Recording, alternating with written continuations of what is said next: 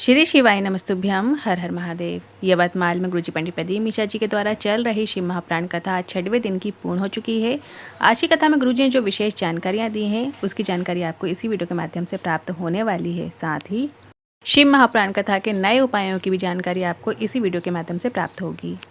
सभी उपाय और सभी विशेष जानकारियां एक ही वीडियो में प्राप्त कर सकें। गुरुजी ने त्रिजलेश्वर महादेव वाले 2 बिल्कुल नए उपायों की जानकारी दी है। त्रिजलेश्वर महादेव के उपाय से कामना पूर्ति उपाय किया जा सकता है और रोग मुक्ति के लिए भी उपाय किया जा सकता है। सफलता प्राप्ति के लिए किया जाने वाला उपाय है त्रिजलेश्वर महादेव का। उपाय कैसे करना है पूरी जानकारी आपको इसी वीडियो के माध्यम से प्राप्त होगी। साथ ही अभी वैशाख का महीना चल रहा है। वैशाख में किए जाने वाले बहुत सारे उपाय गुरुजी के बताए गए हैं, जिसमें से कुछ विशेष उपाय हम आज के इस वीडियो में भी आपको बताएंगे, जो पूरे वैशाख के महीने में आप कभी भी किसी भी दिन कर सकते हैं। आप चाहो तो कल 5 अप्रैल रविवार के दिन भी इस उपाय को कर सकते हैं, या फिर जो वैशाख के महीने की प्रदोष आती है, वैशाख के महीने की शिवरात्रि आती है, उनमें भी विशेष उपाय गुरुजी ने अलग से बताए हैं और कुछ विशेष तिथियाँ हैं, उसके भी उपाय आपको इसी वीडियो के माध्यम से प्राप्त होने वाले हैं। साथ ही शिव महापुराण कथा गीता प्रेस गोरखपुर की जो हम रोज पाठ करते हैं उसका भी एक एक अध्याय की जानकारी आपको वीडियो से प्राप्त होने वाली है। तो बढ़ते हैं पहले उपाय की ओर। गुरुजी ने पहले दिन की ही कथा में बताए थे कि जो हम अलोनी गोबरी की भस्म बनाते हैं वो अगर हम शिव जी को अर्पित करते हैं। सबसे पहले जान लेते हैं अलोनी गोबरी क्या होती है।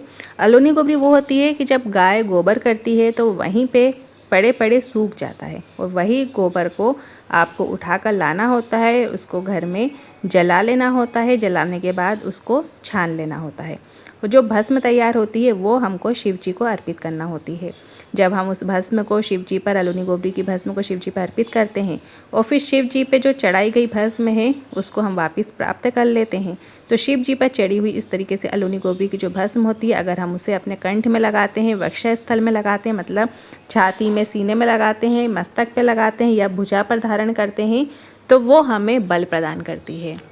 और भस्म धारण करके की गई पूजा, जो कि शिव महापुराण कथा के जो हम अध्याय पढ़ते हैं उसमें भी दिया गया है कि भस्म लगा के जब हम शिव जी की पूजा करते हैं, अभिषेक करते हैं, जल चढ़ाते हैं, विवर्चन करते हैं, तो जो हमारे द्वारा की गई पूजा होती है, जल चढ़ाया गया होता है, वो शिव उसे जल्दी ही स्वीकार करते हैं और शिव उससे शीघ्र अतिशीघ्र प्रसन्न होते हैं। बिना भस्म धारण किए पूजा नहीं करनी चाहिए। शिव महापुराण में तो यहाँ तक लिखा हुआ है। आप हल्की सी भस्म त्रिपुण रूप में धारण कर ले या आप रुद्राक्ष पहने हैं तब भी आपकी पूजा जो है महादेव जल्दी ही स्वीकार करते हैं। 3 चीज़ें गुरुजी ने बताई थी कि एक भस्म यदि आपके शरीर पर है, आपके अंग पर है, तो शिव आपकी पूजा जरूर स्वीकार करते हैं, शिव आपसे प्रसन्न होते हैं। उसी तरीके से यदि रुद्राक्ष आपके कंठ में हो तो उससे भी शिव अति शीघ्र प्रसन्न होते हैं। और तीसरा है शिव जी पर चढ़ा हुआ बेलपत्र या जल, वो यदि आप अपने पास रखते हैं तो उससे भी शिव जी जो हैं जल्दी ही प्रसन्न होते हैं। इस तरीके से 3 चीज़ें गुरुजी ने भी अपनी कथाओं में बताए हैं। बढ़ते हैं अगले दूसरे उपाय की ओर। गुरुजी ने कहा कि वैशाख और ज्येष्ठ 2 ऐसे महीने होते हैं, इनमें किसी भी प्रदोष में आप अनार का पुष्प यदि शिवलिंग पर अर्पित कर देते हैं तो कभी भी घर में धन की कमी नहीं होती है। सिर्फ एक पुष्प शिवलिंग पे अर्पित कर दो। इतना मात्र कर देने से जीवन में नया बदलाव आपको देखने को मिलता है। वैभव संपदा आपकी बढ़ना शुरू हो जाती है। अब यहाँ पे गुरुजी ने देखिए वैशाख और ज्येष्ठ दोनों महीने में बोला है। दोनों महीने में किसी भी प्रदोष में, 2 प्रदोष में आपको ये उपाय करना है। अब एक शुक्ल पक्ष की प्रदोष आती है, एक कृष्ण पक्ष की प्रदोष आती है वैशाख के महीने में। इसी तरीके से ज्येष्ठ के महीने में भी एक शुक्ल पक्ष की प्रदोष आती है और एक कृष्ण पक्ष की प्रदोष आती है। तो आप किन्हीं भी 2 प्रदोष में आप ये उपाय कर सकते हैं। आप चाहो तो वैशाख की दोनों प्रदोष में अनार का पुष्प अर्पित कर दें, या फिर ज्येष्ठ की दोनों प्रदोष में अनार का पुष्प अर्पित कर दें, या फिर एक वैशाख की और एक ज्येष्ठ की प्रदोष में भी आप अनार का पुष्प अर्पित कर सकते हैं। बस आपको 2 प्रदोष मान के चलिए, किसी भी 2 प्रदोष में आपको अनार का पुष्प अर्पित करना है। बढ़ते हैं अगले तीसरे उपाय की ओर। गुरुजी ने इस शिव महापुराण कथा के दूसरे दिन की कथा में इस उपाय की जानकारी दी थी। आप चाहो तो देख सकते हैं। जो बच्चे पढ़ने बैठते हैं और उन्हें याद नहीं हो रहा होता है तो 2 महादेव के नाम का स्मरण करने को कहा है। एक कपिलेश्वर महादेव और एक होते हैं आनंदेश्वर महादेव। दोनों महादेव का नाम लेकर शिवलिंग पर जल चढ़ाओ। कपिलेश्वर महादेव और आनंदेश्वर महादेव का नाम लेते हुए एक तांबे के कलश में जल भर लीजिए, अपने घर से ही लेकर जाइए और दोनों महादेव का नाम लेते हुए शिवलिंग पर जल अर्पित कीजिए। फिर जलाधारी से जो जल आ रहा है उसका थोड़ा सा भाग जो है जल का अपने बच्चों को आचमन कराइए। जो बच्चे पढ़ने में स्मरण नहीं रख पाते हैं, पढ़ने में उनका मन नहीं लगता है, या जो याद करते हैं घंटों बैठे रहते हैं पर उन्हें कुछ याद ही नहीं होता, जब पूछते हैं तो उन्हें कुछ याद नहीं रहता है, जल्दी ही वो चीज़ों को कैच नहीं कर पाते हैं। तो आप ये 2 नाम कपिलेश्वर महादेव और आनंदेश्वर महादेव के नाम से ही जल चढ़ाएं, और जब बच्चे को जब जल का आचमन कराएंगे तो इन दोनों ही नामों का आपको उनको स्मरण करवाना है, याद करवाना है, या उनके मुख से बुलवाइए कपिलेश्वर महादेव और आनंदेश्वर महादेव। अब बढ़ते हैं अगले 5वें उपाय की ओर। गुरुजी ने कथा में बताए थे कि शरीर में यदि कंपन हो रहा है, याददाश्त कमज़ोर हो रही है, तो कोई भी ये उपाय कर सकता है। एक दूरवा शिव जी को चढ़ाएं कपिलेश्वर महादेव के नाम से। यहाँ पे सिर्फ आपको एक ही महादेव का नाम लेना है, कपिलेश्वर महादेव। एक दूरवा शिव जी को कपिलेश्वर महादेव के नाम से चढ़ाइए, प्रदोष के दिन चढ़ाइए, और शाम के समय प्रदोष काल में उसे चबा चबा कर खा लेना है। 3 से 4 प्रदोष करेंगे, आपको लाभ ज़रूर देखने को मिलेगा। डॉक्टर की दवाई के साथ साथ आप ये उपाय भी कर सकते हैं। कपिलेश्वर महादेव के नाम से एक दूरवा प्रदोष के दिन सुबह के समय चढ़ाइए, और शाम जब आप उठा लेंगे, वहाँ से प्राप्त कर लेंगे कपिलेश्वर महादेव के नाम से, तो शाम के समय जब हल्का उजाला रहे, हल्का अंधेरा रहे, प्रदोष काल का समय रहे, तब आपको उस दूरवा को चबा चबा कर खा लेना है। कम से कम आपको 3 से 4 बार ये उपाय करना है। 3 से 4 प्रदोष आपको ये उपाय करना है, आपको जल्दी ही लाभ देखने को मिलेगा। बढ़ते हैं अगली 6वीं जानकारी की ओर। गुरुजी ने बताए थे कि सीहोर से दिए जाने वाले जो रुद्राक्ष होता है, उन्हें सिद्ध करने की आवश्यकता नहीं होती है। शिव महापुराण में भी बताया गया है, शिव स्वयं कहते हैं, ये मेरे नैन अश्रु से प्रकट हुए हैं। इसे सिद्ध करने की आवश्यकता नहीं है। आपको गीता प्रेस की शिव महापुराण कथा में 1 मुखी से लेकर 14 मुखी तक सभी रुद्राक्ष को सिद्ध करने का मंत्र देखने को मिल जाएंगे। जब रोग बीमारी पड़े तो यही रुद्राक्ष को आपको तांबे के कलश में जल भरकर गला लेना है। 1 घंटे 2 घंटे, या आप रात में भी तांबे के कलश में जल भरकर और रुद्राक्ष को डालकर गला सकते हैं, और अगले दिन आपको वो जल भोलेनाथ की शिवलिंग पे रोग मुक्ति के लिए कुंदकेश्वर महादेव का नाम लेते हुए अर्पित कर देना है। फिर जलाधारी से जो जल आ रहा है उसको झेल कर जो व्यक्ति रोगों से ग्रसित है उसको उस जल का आचमन 3 बार कराया जाता है। और जब हम शिव जी पर चढ़े हुए जल का आचमन 3 बार करते हैं तो हमारा जो है मानसिक, कायिक, वाचिक 3 प्रकार के पाप भी हमारे समाप्त होते हैं। साथ साथ हमें रुद्राक्ष के जल का जब हम आचमन करते हैं तो हमें रोग मुक्ति वो देता है। तो ये उपाय भी आप कभी भी किसी भी दिन कर सकते हैं। आप चाहो तो कल 5 अप्रैल रविवार के दिन भी इस उपाय को कर सकते हैं, सोमवार के दिन भी उपाय कर सकते हैं, या डेली कर सकते हैं यदि अधिक रोग सता रहे हैं तो। साथ साथ डॉक्टर को भी दिखाओ, डॉक्टर से पूरा इलाज कराओ, साथ साथ शंकर जी पे चढ़ा हुए जल का भी आचमन करो। अब बढ़ते हैं अगले विशेष उपाय की ओर। गुरु जी का अभी का हाल ही का ये उपाय है जो अभी, यदि आपका कोई कार्य अटक रहा है, बहुत प्रयत्न कर लिया पर वो पूरा नहीं हो रहा है, आप किसी भी चीज़ में सफलता चाहते हैं, तो आप ये उपाय करिए। वराह पुराण और स्कंद पुराण में भी इसका वर्णन देखने को मिलता है। त्रिजलेश्वर महादेव का आपको नाम लेना है इस उपाय में। कोई भी शिवलिंग पर कोई भी प्रदोष में आपको 3 अलग नदियों का जल आपको प्राप्त कर लेना है। चाहो तो आप गंगा नदी का ले लो, नर्मदा नदी का ले लो, शिप्रा नदी का ले लो, कोई भी 3 नदी का यदि आपके पास जल रखा हुआ है तो आप उन तीनों नदियों का, या जो आपके नगर क्षेत्र में जो नदी है उस नदी का जल ले लो। गंगा का जल हमारे घर में रहता ही है, और एक अलग से जो नदी आपको मिल जाए वो जल आप ले लीजिए। ऐसे 3 अलग नदियों का जल ले लीजिए। फिर 3 अलग आपको पुष्प ले लेना है। आप चाहो तो एक सफ़ेद पुष्प ले लो, एक गुलाब का फूल ले लो, एक कनेर का फूल ले लो, कोई भी 3 फूल अलग अलग ही आपको लेना है। और 3 अलग अलग धान्य भी लेना है। धान्य मतलब अनाज, तो आप मूंग का दाना ले सकते हैं, चावल का दाना ले सकते हैं, गेहूं का दाना ले सकते हैं। ये 3 दाने आपको ले लेना है। उपाय करते समय आपको त्रिजलेश्वर महादेव का नाम लेकर तीनों नदियों का जल आपको भोलेनाथ की शिवलिंग पे अर्पित कर देना है। अब 3 अलग अलग कलश में भी आप जल रख सकते हैं, या फिर आप तीनों नदियों का जो जल है थोड़ा थोड़ा भाग आप एक कलश में रख लें, और फिर वो 1 लोटे जल से ही आप तीनों नदियों का स्मरण करते हुए वो जल अर्पित कर दें। फिर 3 जो पुष्प हैं उन तीनों पुष्पों को अर्पित कर दो। फिर 3 अलग अलग अनाज को अर्पित कर दो।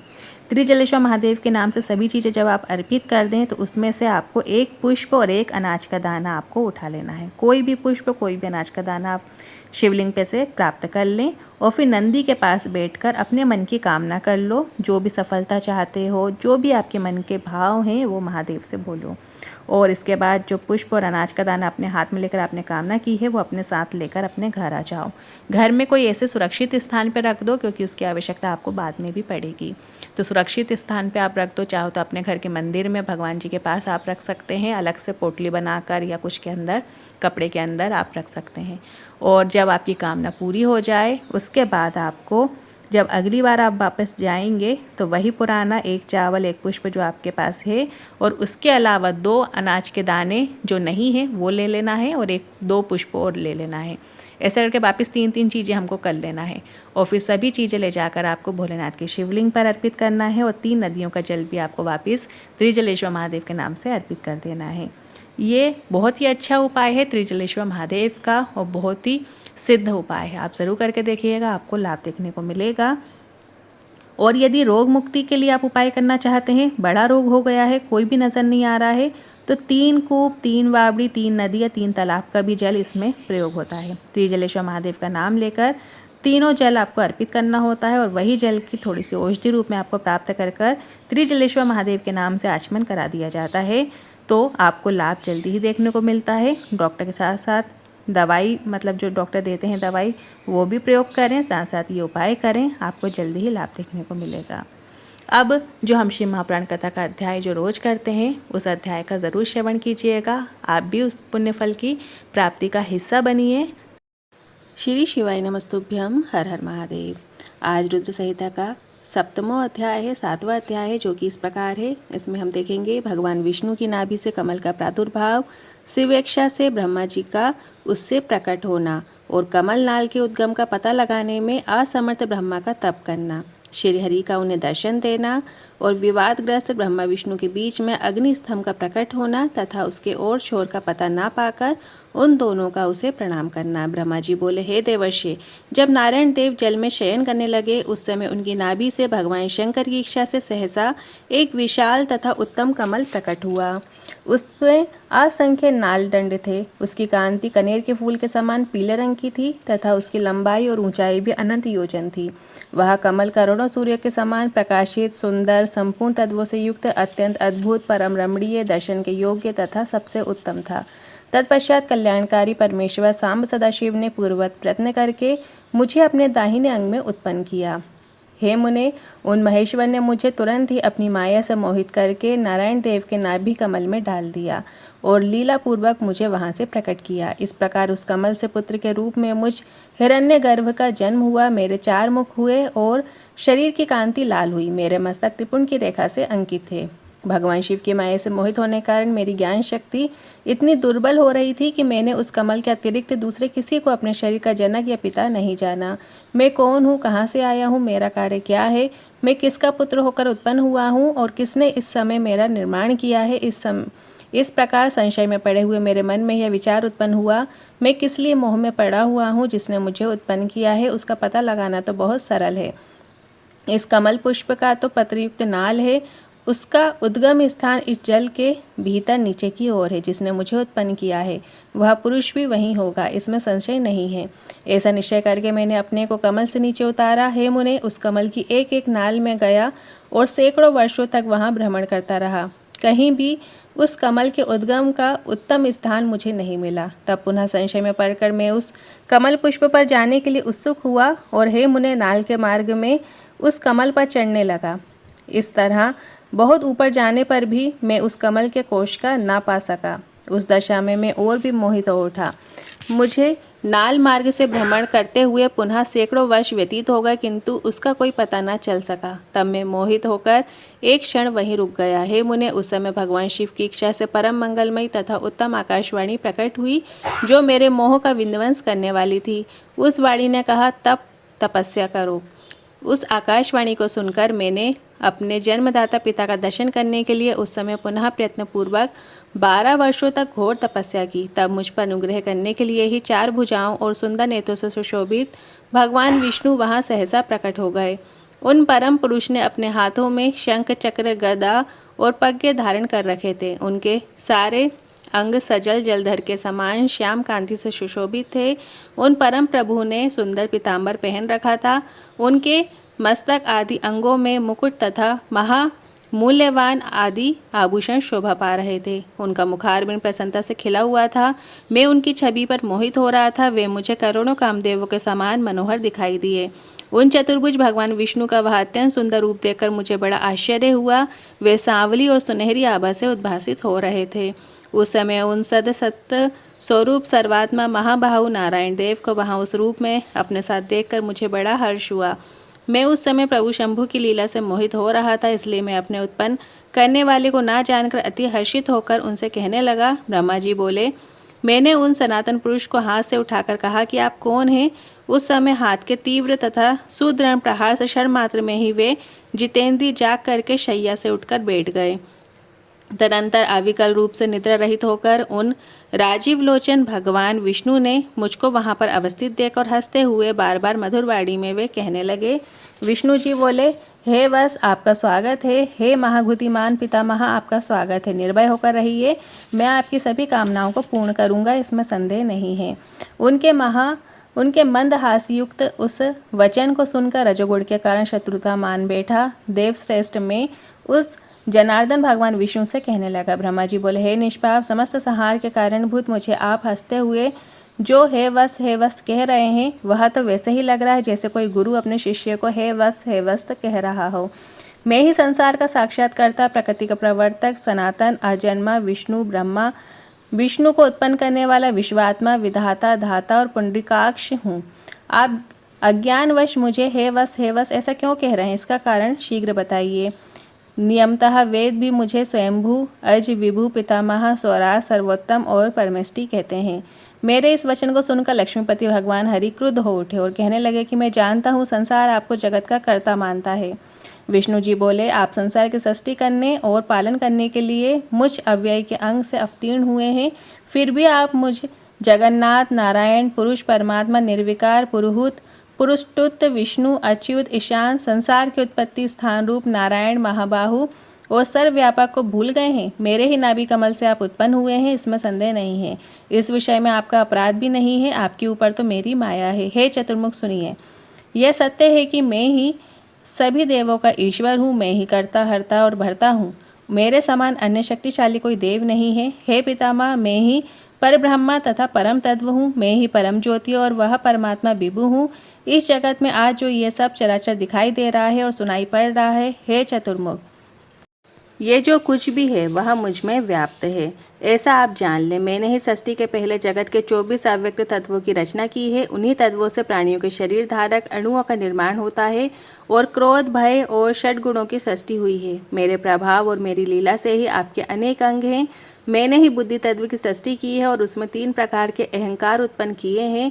उससे रूप, रस, गंध, शब्द, स्पर्श, इन 5 तन्मात्राओं मन एवं चक्षु, जिह्वा, घ्राण, श्रोत तथा त्वचा, इन 5 ज्ञानेंद्रियों और वाक, पाणी, पाद, वायु, उपस्थ, इन 5 कर्मेंद्रियों, क्षिति, जल, पावक, गगन और वायु, इन 5 महाभूतों तथा अन्य सभी भौतिक पदार्थों की रचना लीला से ही की है। हे प्रजापति, हे ब्राह्मण, ऐसा जानकर आप मेरी शरण में आ जाइए। मैं सभी दुखों से आपकी रक्षा करूंगा, इसमें संशय नहीं है।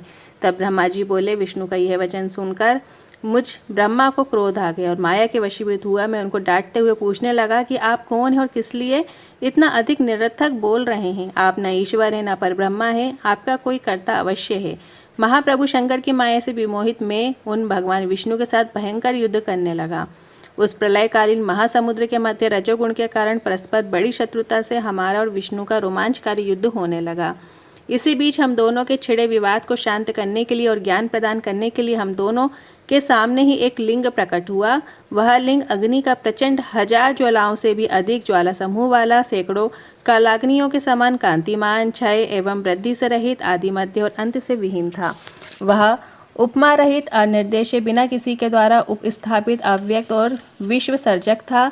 उस लिंग की सहस्त्र ज्वालाओं के समूह को देखने मात्र से ही भगवान विष्णु मोहित हो उठे। शिव की माया से मोहित मुझसे वे कहने लगे कि इस समय मुझसे तुम इतनी स्पर्धा क्यों कर रहे हो? हम दोनों के मध्य तो एक तीसरा भी आ गया है, इसलिए युद्ध रोक दिया जाए। हम दोनों इस अग्नि के उत्पन्न लिंग की परीक्षा करें कि ये कहाँ से प्रकट हुआ है। मैं इस अनुपम अग्निस्तंभ के नीचे जाऊंगा। हे प्रजानाथ, आप इसकी परीक्षा करने के लिए वायु वेग से प्रयत्नपूर्वक शीघ्र ऊपर की ओर जाएं। तो ब्रह्मा जी बोले। तब ऐसा कहकर विश्वात्मा भगवान शिव ने वराह का रूप धारण किया और हे मुने, मैंने भी शीघ्र हंस का रूप बना लिया। उसी समय से लोग मुझे हंस हंस और विराट ऐसा कहने लगे। जो हंस हंस यह कहकर मेरे नाम का जप करता है वह हंस स्वरूप ही हो जाता है। अत्यंत श्वेत अग्नि के समान, चारों ओर से पंखों से युक्त और मन तथा वायु के वेग वाला होकर मैं ऊपर की भी ऊपर लिंग का पता लगाते हुए चला गया। उसी समय विश्वात्मा नारायण ने भी अत्यंत श्वेत स्वरूप धारण किया। 10 योजन चौड़े, 100 योजन लंबे, मेरु पर्वत के समान शरीर वाले, श्वेत तथा अत्यंत तेज दाढ़ों से युक्त प्रलयकालीन सूर्य के समान कांतिमान, दीर्घ नासिका से सुशोभित, भयंकर ध्वनि करने वाले, छोटे छोटे पैरों से युक्त, विचित्र रंगों वाले, विजय प्राप्त करने की इच्छा से परिपूर्ण, रण तथा अनुपम वराह का स्वरूप धारण करके वे भगवान विष्णु भी अत्यंत वेग से उसके नीचे की ओर गए। इस प्रकार रूप धारण कर भगवान विष्णु 1000 वर्ष तक नीचे की ओर ही चलते रहे। उसी समय से लोकों में श्वेत वराह नामक कल्प का प्रादुर्भाव हुआ। हे देवर्षि, यह मनुष्य की कालगणना की अवधि है। इधर अत्यंत तीव्र गति से नीचे की ओर से जाते हुए महातेजस्वी विष्णु बहुत प्रकार से भ्रमण करते रहे, किंतु महावराह रूपधारी विष्णु उस ज्योतिर्लिंग के मूल का अल्प भाग भी ना देख सके। हे अरिसूदन, तब तक मैं भी उस ज्योतिर्लिंग के अंत का पता लगाने के लिए वेग से ऊपर की ओर जाता रहा। यत्नपूर्वक उस ज्योतिर्लिंग के अंत को जानने का इच्छुक मैं अत्यंत परिश्रम के कारण थक गया और उसका अंत बिना देखे ही थोड़े समय में नीचे की ओर लौट पड़ा। उसी प्रकार सर्वदेव स्वरूप महाकाय कमल लोचन भगवान विष्णु भी थकान के कारण ज्योतिर्लिंग का अंत देखे बिना ही ऊपर निकल आए। शिव की माया से विमोहित विष्णु आकर मेरे साथ ही भगवान शिव को बार बार प्रणाम करके व्याकुल चित्त से वहां खड़े रहे। पश्च प्रदेश की ओर से, पार्श्व की ओर और आगे की ओर से परमेश्वर शिव को मेरे साथ ही प्रणाम करके विष्णु भी सोचने लगे कि यह क्या है। वह रूप तो अनिर्देशीय, नाम तथा कर्म से रहित, अलिंग होते हुए भी लिंगता को प्राप्त और ध्यान मार्ग से आगम्य था। तुरंत अपने मन को शांत करके मैं और विष्णु दोनों शिव को बार बार प्रणाम कर कहने लगे, हे महाप्रभु, हम आपके स्वरूप को नहीं जानते, आप जो हैं वही हैं, आपको हमारा नमस्कार है। हे महेशान, आप शीघ्र ही हमें अपने स्वरूप का दर्शन कराएं। हे मुनिश्रेष्ठ, इस प्रकार अहंकार से अविष्ट हुए हम दोनों को वहाँ नमस्कार करते हुए सैकड़ों वर्ष बीत गए। इसके बाद जब अगला अध्याय आएगा, रुद्र संहिता का 8वां अध्याय, उसमें ब्रह्मा और विष्णु को भगवान शिव के शब्दमय शरीर का दर्शन होगा। किस प्रकार से शिव जी ने उन्हें उपदेश दिया, क्या हुआ, वो अगले वीडियो में जानेंगे। हर हर महादेव, हर हर शंभु, श्री शिवाय नमस्तुभ्यम।